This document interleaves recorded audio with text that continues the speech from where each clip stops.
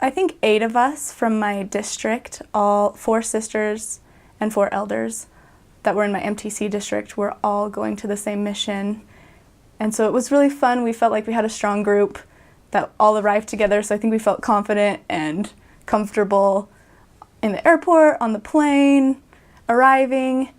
Our mission president was seasoned. He was leaving in 4 or 6 months, and so he and his wife picked us up and they answered all of our questions about all the great things about Canada. And Canada is pretty similar to the United States, and so it felt pretty normal. The biggest adjustment was just fitting into missionary life. So I got called.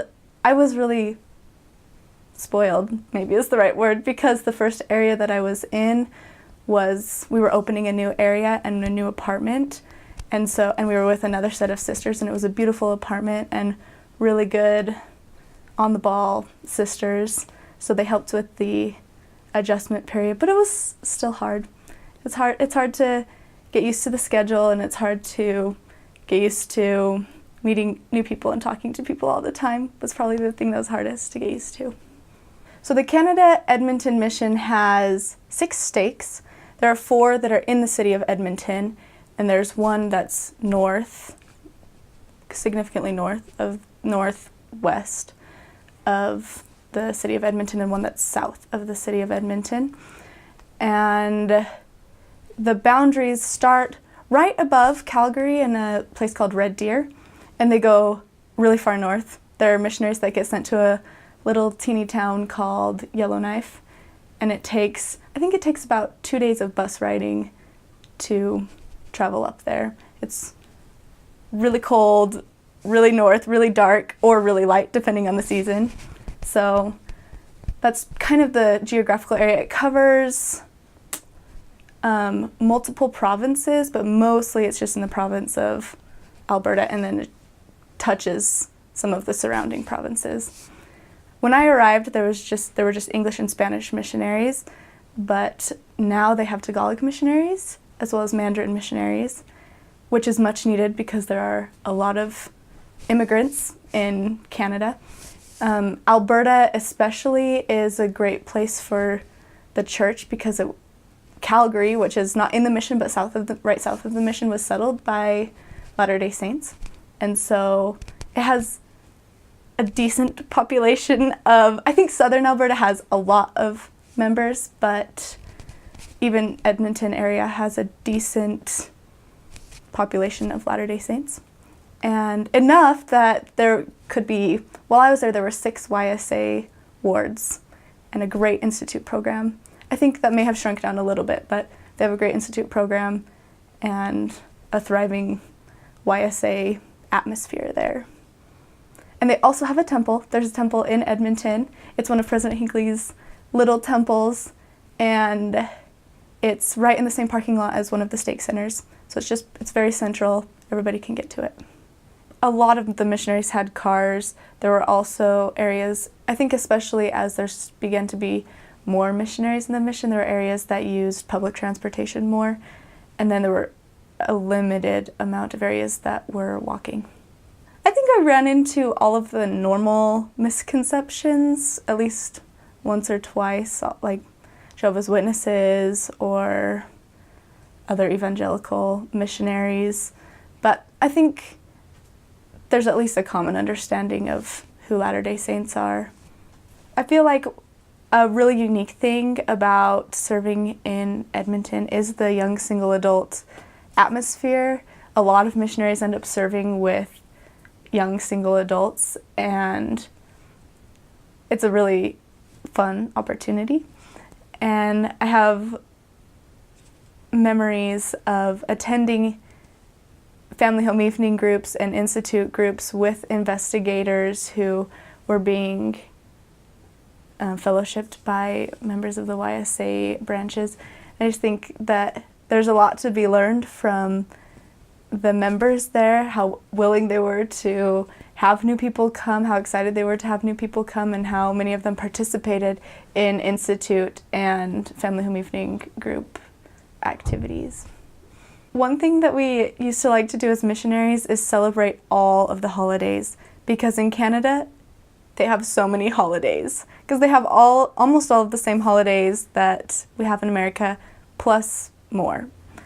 And so we tried to take advantage of that in our proselyting efforts. So we would print little cards to say Happy Family Day to people. I think they literally had a holiday every month, a Monday holiday every month, maybe with the exception of 1 month, but they love holidays. And so we would try to take advantage of that by using that as a way to start conversations with people. They have Family Day, which was a really fun way to talk with people about the plan of salvation, or their Canada Day is a great way to talk about the blessings of the countries that we live in, and so many other holidays. It was really fun to just use their small cultural, that part of their culture to be able to share the gospel more. One thing that our mission president really emphasized was knowing the scriptures, and I think that's really important. It's important to understand what you're teaching, so knowing each of the points in Preach My Gospel, but then also being able to back that up with the words of the prophets, both from the Book of Mormon and from the Bible. I also think some advice that I have for missionaries is to not be afraid to be a leader, no matter what your calling is. If you are called as a district leader or a zone leader or a sister training leader or an assistant, then when you go to those meetings, let your voice be heard. Speak up. The mission president just wants to know how the mission is doing, and you have valuable information to share with him. And when you speak up, it gives you courage to continue to do that in the future.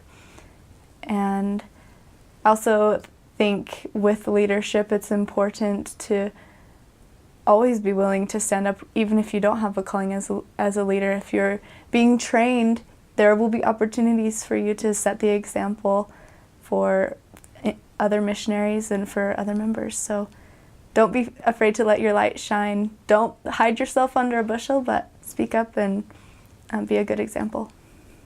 I started my mission serving in the Highlands Young Single Adult Ward and was transferred to the Grand Prairie Wapiti Ward, and then moved back down to the River Bend Stake, where I served in the River Valley Ward, and then its neighbor, the Rutherford Ward. The first area I was in the middle of the city. We lived in a high-rise. I think we lived on the 12th floor. We loved going up the stairs every day, and I'm serious about that. We loved the stairs. And we were surrounded by the city buildings, and as soon as we would walk down and out of our building, we were kind of in the town square almost. We had really easy access to everything, and that was really fun because Edmonton is such a melting pot that we were able to meet, even just in our apartment, we were able to meet people from all over the world. And then once you got outside and went to the library or just walked around the city, you ran into people. I can't even count how many countries of people, or how many people I met from different countries. So that's something I really liked about living in the middle of the city. The other two areas that I had in Edmonton were more in the suburbs, and they were actually my first area there was a really wealthy area, and so there were a lot of really nice houses, a lot of already Christian background. But my last area in the city was a lot more poor, and there were a lot of immigrants in that area who were just working really hard. Canada's a great place for immigrants to come. They have a government that's more conducive to immigration, and they have, I think the regulations are easier for people to come and live in the country. And so I got to work with a lot of people from different backgrounds, and people who just hadn't been exposed to things like the word of wisdom. Of course, wherever you go, there are going to be people that are struggling with addictions and with broken families, and so that was a really good experience to be exposed to maybe people who didn't have the facade up of perfection or having it all put together. But overall, I think in Edmonton, you have the same diversity that you would have in any big city in the United States. You have suburb areas that are really wealthy. You have a lot of diversity, and you have people that just need a lot of help. Something I loved about living in Edmonton is that it's surrounded by bridges. There's a river that runs kind of through around it, and so to get anywhere besides the main central inside of the city, you have to cross some bridges, and I think they're really beautiful. I think it's a great part of the city. Edmonton also has lots of fun festivals that it does. So the missionaries would help out at something called the Heritage Festival, where they just had a huge park, and they would bring tents to the park and let each of the different cultures, I think mostly they sold food, have a different kind of food for each of the cultures, and you could get a little bit of experience with a lot of different cultures. So I really enjoyed being part of the Heritage Festival that Edmonton put on. The city's called Grand Prairie. It was really different. I don't know how much of the difference is because of difference in missionary culture versus difference in actual location culture. I think the biggest difference is that it was 5 hours away from where our mission president was, from the central location where all the missionaries were, and so it felt like a really tight-knit group. I was only there for 6 weeks, but being there those 6 weeks, I felt like I knew the people there as well as I had known the people in my previous area where I was for 6 months. So it had a great culture of welcoming and including new people, at least new missionaries. Also, a big culture thing about Alberta in general, but especially the more northern places like Grand Prairie, is that it's a really big oil industry. And so a lot of the people that were living in Grand Prairie were there for oil for some reason or another, whether they were working in the oil rigs or had been brought there by business that was created by the oil industry. That was kind of the common factor among everybody that lived there. I also had lots of really fun experiences in that area. I think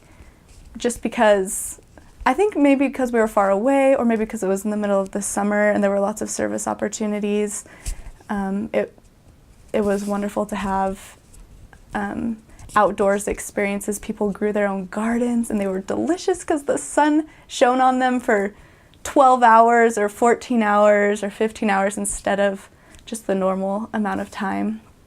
People were always growing their own delicious fruits and vegetables. And something about the saints in Grand Prairie that I thought was really incredible was that there were couples there that were temple workers that would travel the 5 hours down every week or a couple times a month to work in the temple. And I thought that was really impressive to see their faith and their dedication to living the gospel, even though they were far away from the temple. Your trainer isn't going to be perfect.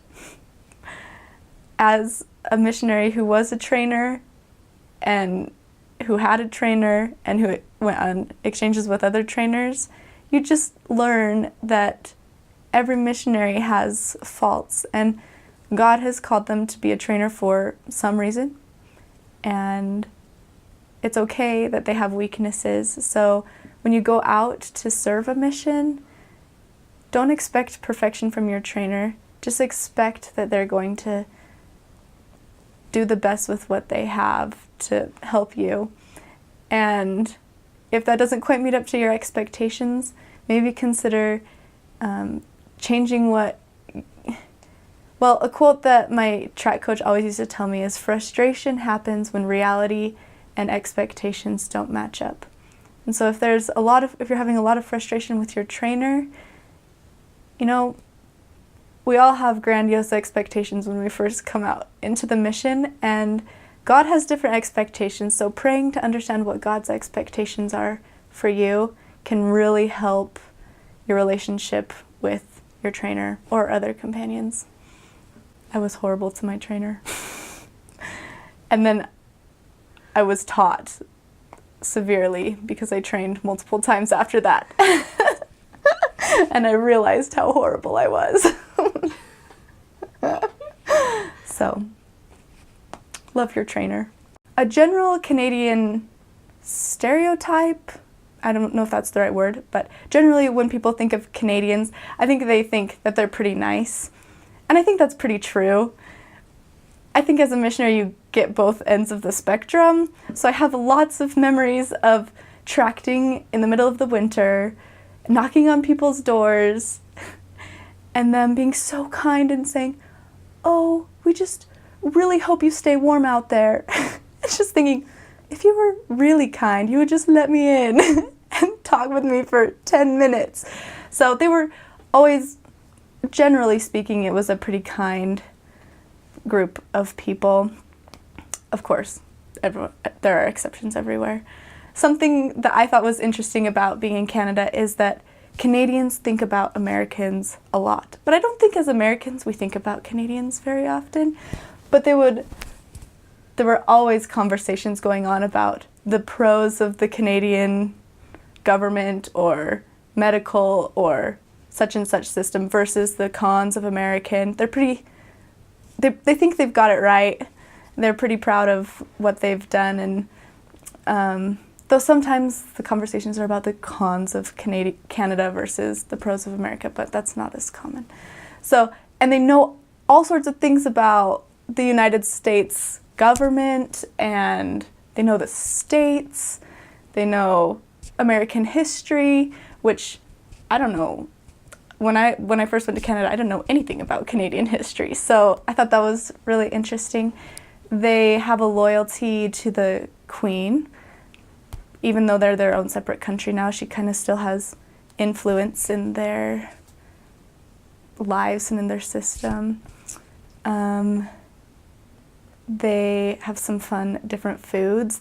Where I was, there was a lot of Ukrainian influence, so they had a food called pierogies that was really common. People ate it all the time. It's like a mashed potatoes wrapped kind of like a pot sticker, but not a pot sticker. Mashed potatoes. And poutine, which is French fries with cheese curds and gravy on top of it. So some funny little foods. And they do speak a little bit differently. They do say hey or a in the washroom, and just little language variances that are fun to get used to and fun to embrace as a missionary. Hockey is a big deal in Canada. Even in the summer, there are groups that just continually play hockey all year round. The mall in Edmonton, the West Edmonton Mall, is really large, and it has a hockey rink in the middle of it that they use all year.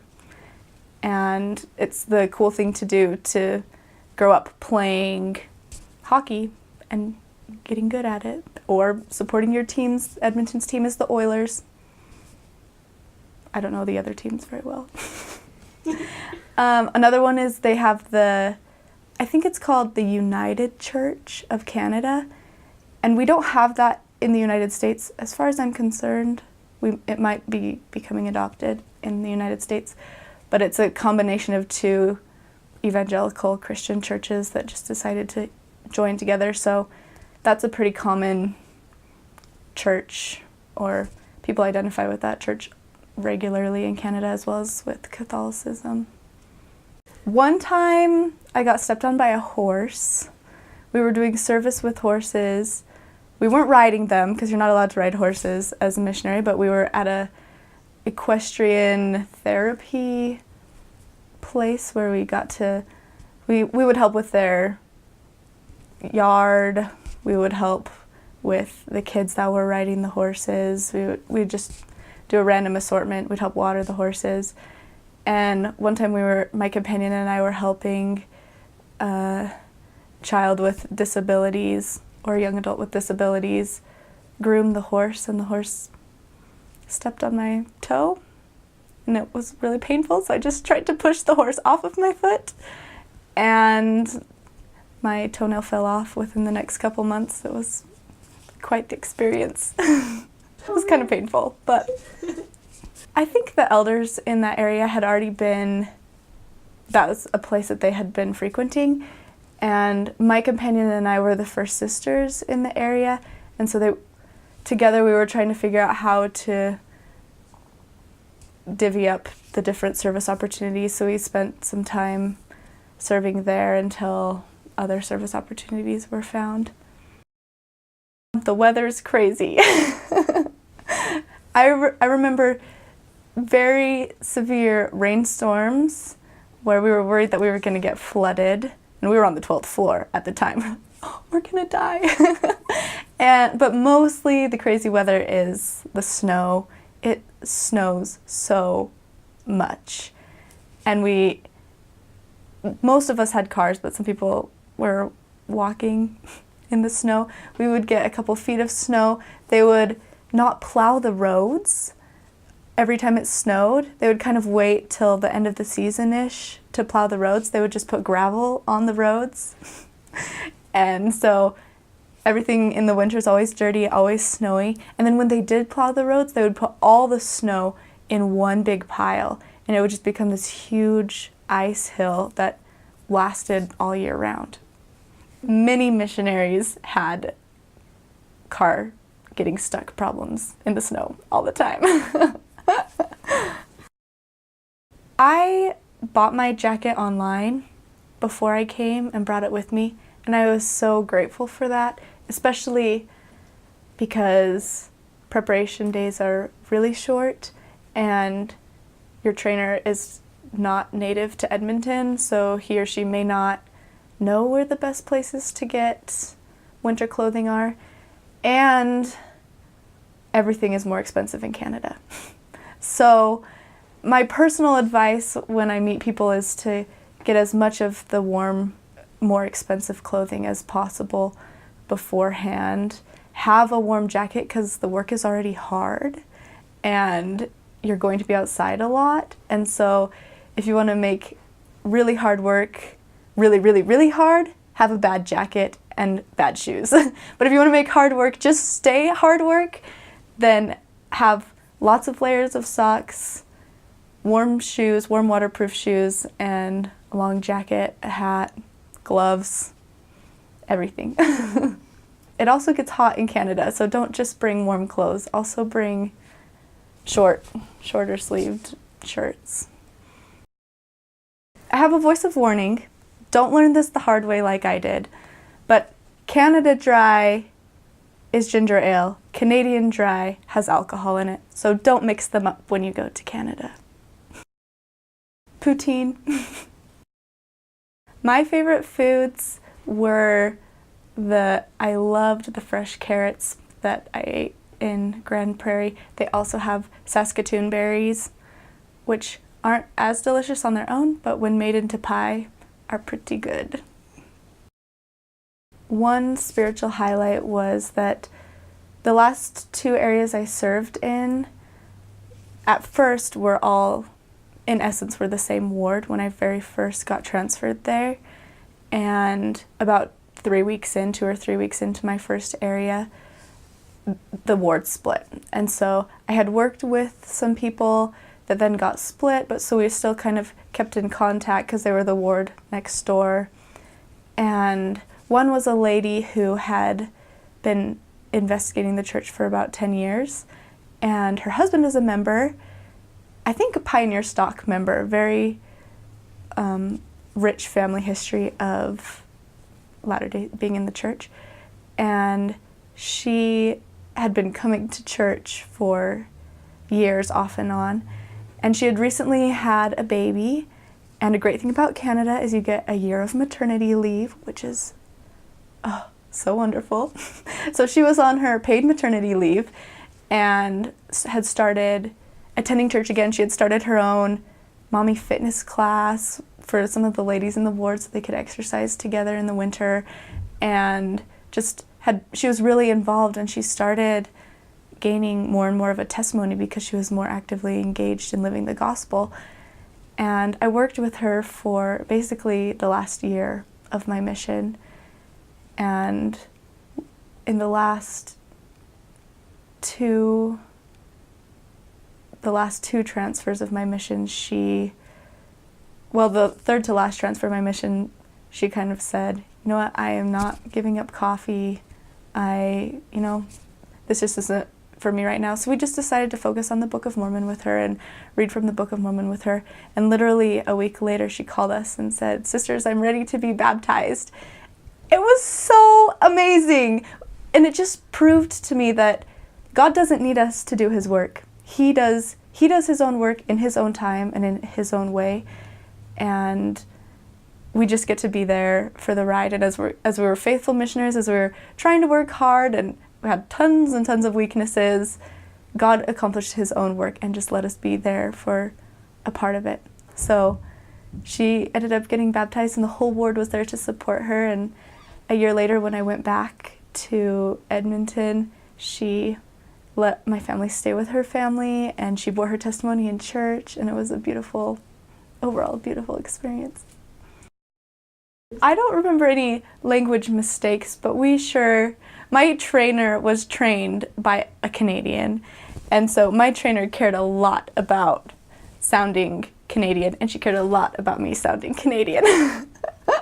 And so she would, if I was saying anything that sounded too American, she would help me understand that that's not how we spoke there. And I really appreciated that about her, that she really helped me want to embrace the culture and the language. So I got lots of Canadian speaking lessons. I think transfers in general are hard, especially when you've really come to love your companion or the members. Or multiple times I got transferred right before baptisms. And in general, that's the way missions go, and in general it's hard. But there are huge blessings that come from going through transfers, and one of the biggest ones I've seen in my life is a confidence that God always gives you more in the future than you give up in the past. So if you're following and really trying to be submissive to his will, then he'll open new parts of your heart that you didn't even know existed, and he'll mend the wounds that come from leaving people that you love. I miss the camaraderie of being a missionary. I loved the missionaries that I served with, and there were so many of us all in such a small area. I think it was the bane of our mission president's existence, because he didn't want us spending time with other missionaries, but you were always running into people because of different overlapping things. So I miss that camaraderie. I love there's a culture in Canada of eating healthily and of exercise, and I think that's a really fun part of their culture that I really miss. I also miss just having an excuse to talk with people about the gospel all the time, which we should have anyway, but it's a little bit easier as a missionary to just have that excuse to bring up something that's so important to you. Every transfer meeting we would sing "O Canada," and we would sing all 4 verses, which when we would tell the members in our ward that, it's kind of like our national anthem. We only ever sing the first verse. They're the same way, but I've only ever sung all 4 verses.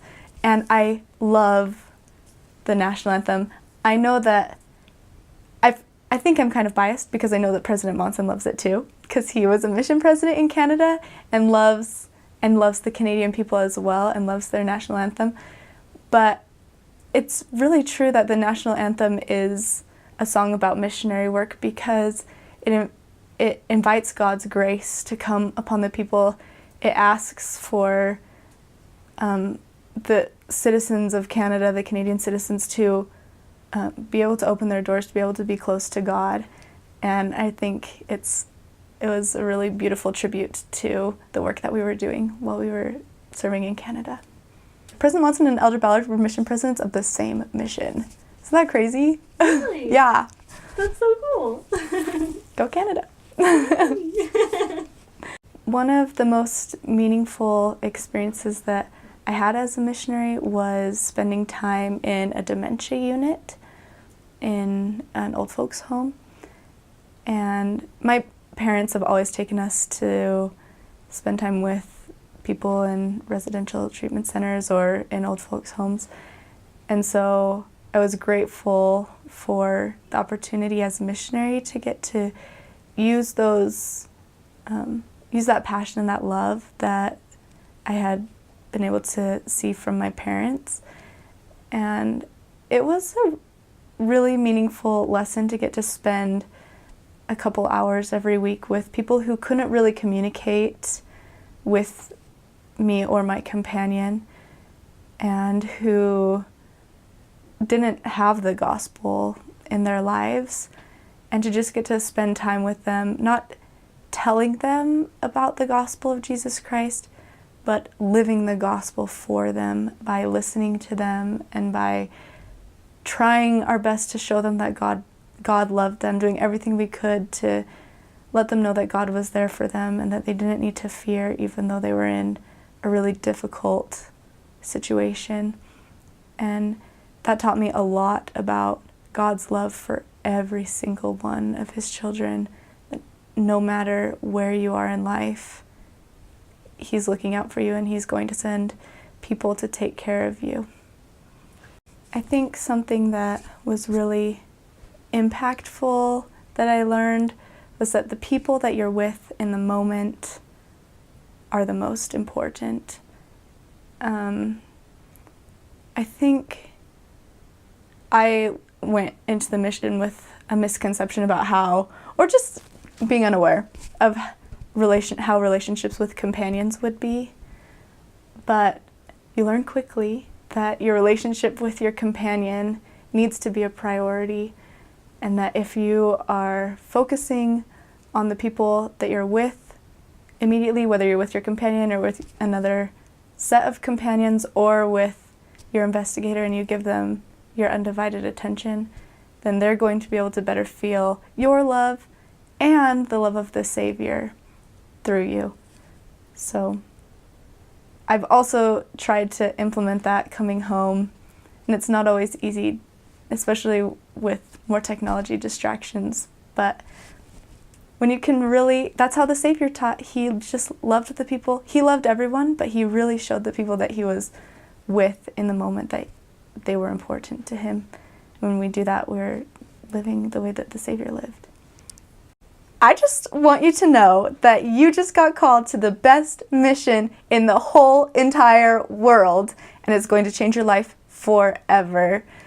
If you're like me, your reaction to this will be, wow, I'm going to be so cold the whole time. But I think you should know that there are a lot of warm days, and there are even more warm moments where you'll get to meet incredible people from all over the world. So I hope you're looking forward to it. You're going to make your best friends of your life there. And also, you have a heavy responsibility, because there are great things that are expected from Canada Edmonton Missionary. So be obedient, work hard, have so much fun, and share the Lord's gospel. I have so many reasons to be grateful for the opportunity to serve a mission. And I just want to preface by saying that I don't think that God proportions more or greater blessings to people, especially sisters who choose to serve missions versus sisters who choose to not serve missions. I think it's really important to be submissive and to understand where God's plan is for you, and to be willing to accept that with happiness and enthusiasm, whether it's in the mission field or at a university or in the home. All of those bring a plethora of blessings, because God wants to bless his children. Some of the specific blessings that I saw from serving a mission mostly have to do with the relationships with the people that he let me be a part of their lives, and people that I wouldn't have been able to meet any other way. I'm just so grateful for the lessons that I learned from the Relief Society members and the wards that I got to serve in, from the investigators that I met who were trying so hard to change their lives in complete 180 degrees, ways that I've never even tried to change my life. It was incredible to see their dedication. And other missionaries who were living the same culture, the same life that I was living, who had completely different struggles. I think it's through those personal one-on-one relationships with individuals, with children of God, that God is able to help us discover that we truly are His children, that He loves us, and that He is going to take care of us in every situation.